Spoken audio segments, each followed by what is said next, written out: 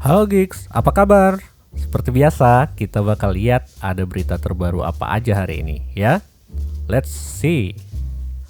Ya, di sini kita lihat Guido ya. Guido ini bapak tua yang satu ini, dia yang bikin Python, the father of Python ya, bahasa pemrograman bukan ular.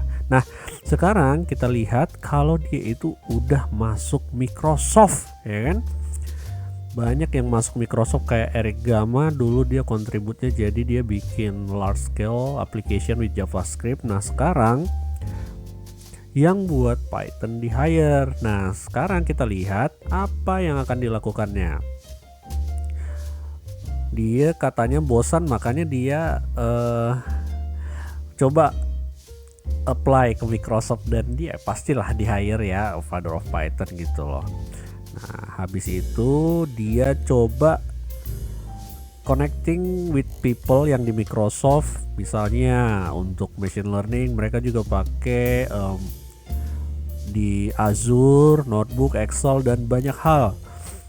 Tapi dia mungkin kurang percaya diri ya kalau misalnya dia mau kontribut di sisi machine learning, karena banyak banget sebenarnya yang harus dipelajari ya. Bayangkan the father of Python juga merasa frustasi ketika harus belajar semuanya tentang data science atau dengan machine learning gitu, karena biasanya memang harus banyak membaca research yang terdapat di sana, dan banyak kan memang PhD, barulah kita bisa kontribut ya kan. Jadi make sense sebenarnya yang dirasakan dia ngedown, karena ya udah kita sepertinya aku nggak bakalan kontribut di machine learning, tapi bakalan back to rootnya.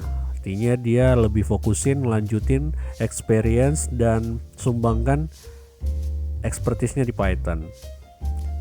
Sini dia akan melakukan inisiatif untuk mempercepat Python dan si Python-nya. Sebelumnya memang banyak ya yang berusaha untuk bikin performance dari Python itu meningkat dengan CPython, kayak Cinder dari Instagram, Piston, PyJoin gitu kan. Nah, tapi Microsoft berusaha menghidupkannya melalui The Shannon Plan ya. Mark Shannon dia melakukan inisiatif untuk mempercepat Python dengan cara membuat interpreter yang adaptif. Runtime-nya akan diimprove ya, karena sekarang intinya karena Python itu adalah interpreter, maka dia butuh compiler ke bytecode dan dia harus diinterpret ya. Quite familiar with Java, tapi kalau Java dia kan dikompil juga ke bytecode, baru bytecode-nya diterjemahin, dan kadang-kadang dia bakalan digit compile ke machine language ya. Nah, mudah-mudahan hal yang sama bisa ditularkan ke Python ya. Nah, dia ini memang sangat ambisius dan itu sudah masuk Python Enhancement Proposal 659 untuk membuat Python makin kenceng. Nah, seperti ini just in time compilation. Ini kan modelnya sama kayak JIT compile ya. Just in time compilation kayak di .NET udah ada, di Java itu yang pertama malah ya kan. Jadi kita harap Python makin cepat, dan kalau itu makin cepat maka kita bisa code dengan simple, dan learning curve untuk orang-orang yang baru belajar programming akan lebih gampang, dan mereka bisa buat code yang performance dengan lebih mudah ya. Itu gunanya runtime, jadi nggak perlu mikirin garbage collection sendiri, mikirin gimana bikin code yang optimal. Kita hanya fokus ke bisnis domain.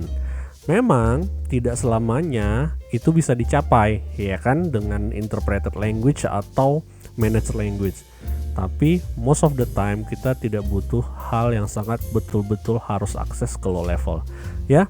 Kita lihat ya nanti gimana Pak Guido atau kakek Guido bisa menerobos kecepatan yang sangat kita nantikan ya.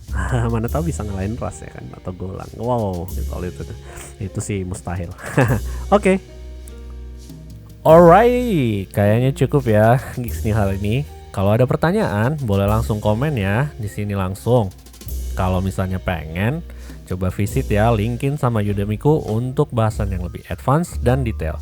Great! Have a great day, stay safe and see you soon.